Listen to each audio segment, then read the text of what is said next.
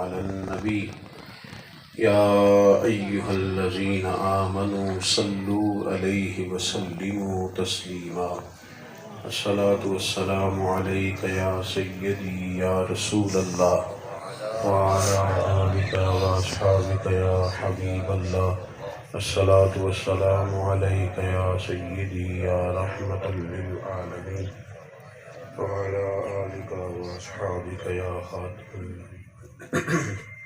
تمام تعریفیں حمد و ثنا اللہ تعالیٰ جل مجدہ الکریم کے لیے، درود و سلام نبی اکرم نور مجسم شفیع معظم آقا کل ختم رسول دانہ سبل احمد مجتبیٰ جناب حضرت محمد مصطفیٰ صلی اللہ تعالیٰ علیہ وسلم کی ذات والا صفات کے لیے حمد و صلوات کے بعد غمگین ہوں گے۔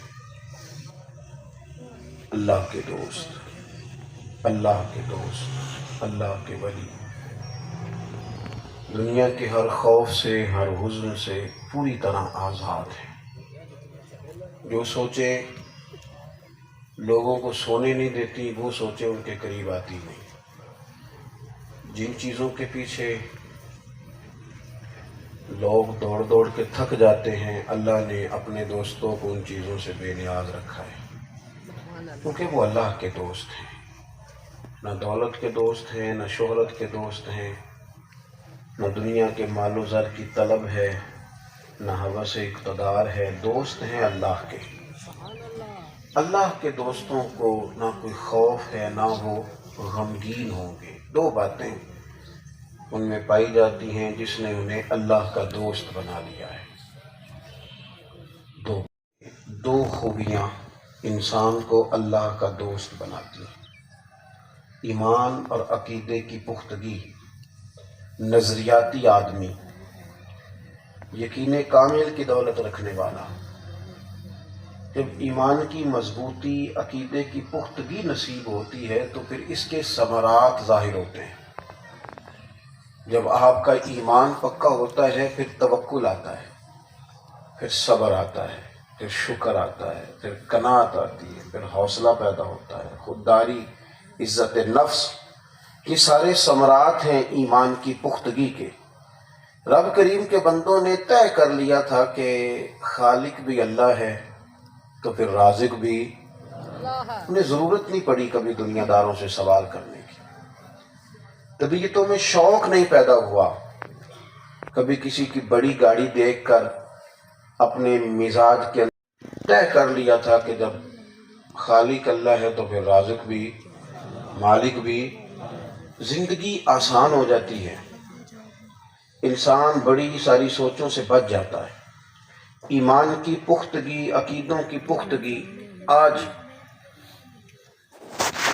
بہت بڑا مسئلہ یہ ہے کہ لوگ فکری انتشار کا شکار ہیں۔ نظریاتی بگاڑ نے لوگوں کو ذہنی طور پر کمزور کر دیا ہے۔ جن جگہوں سے لوگوں کو یقین کامل کی دولت ملنی چاہیے تھی، ان جگہوں سے بعض اوقات انتشار کا پیغام ملتا ہے۔ اللہ کے نیک بندے کو اللہ کا نیک بندہ سمجھ کے ایک سادہ آدمی، دیہاتی آدمی، غریب آدمی پہنچ گیا کہ یہ نیک آدمی ہے، جا کے دعا کراتا ہوں۔ چاہیے تو یہ تھا کہ وہ اسے اطمینان قلبی دیتا، اسے اللہ کے ساتھ جوڑتا۔ آپ کو پتہ ہے صوفیاء کی یہ ڈیوٹی نہیں ہوتی کہ جو بھی آئے تو اس کو وہ دعا کریں۔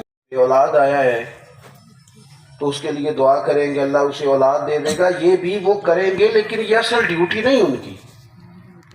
اللہ کے بندے کی اصل ڈیوٹی تو یہ ہے کہ الجھا ہوا، بکھرا ہوا، پریشان آدمی آیا ہے، میرے پاس اولاد نہیں، میرے پاس کاروبار نہیں، میرے حالات ٹھیک نہیں، تو وہ اسے اس طرح کا سبق پڑھائیں، اس طرح کا درس دیں کہ وہ بندہ رب کی رضا پہ راضی رہنے کا عادی ہو جائے۔ وہ کہے کہ میں نے اب طے کر لیا ہے کہ جس حال میں میرا رب مجھے رکھے گا میں نے اس حال میں جینا سیکھنا ہے۔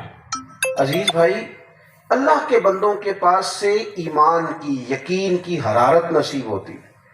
غریب آدمی، سادہ آدمی بیچارہ گیا تھا پیر صاحب سمجھ کے، درویش سمجھ کے، اللہ والا سمجھ کے، اور جیسے ہی اس نے جا کے وہاں اپنے حالات بتائے تو وہاں بیٹھو سے کیا پتا تھا کہ اتنے بڑے جبے میں جس بندے کے پاس میں ہے وہ تو تویز دھاگے والا ہے۔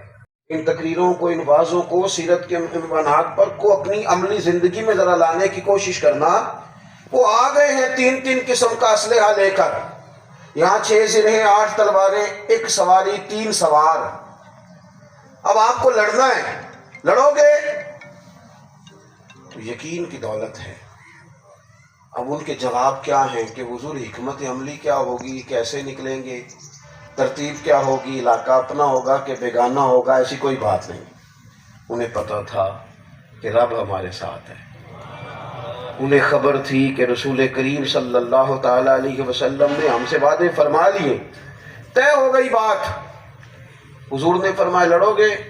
عرض کی یا رسول اللہ کس سے لڑنا ہے؟ انسانوں سے؟ ہم تو جنوں سے بھی لڑنے کو تیار ہیں۔ کہاں لڑنا ہے؟ خشکیوں میں؟ ہم تو دریاؤں میں بھی لڑنے کو تیار ہیں، آپ حکم تو کریں۔ وہ تازگی، وہ روشنی، وہ تیقن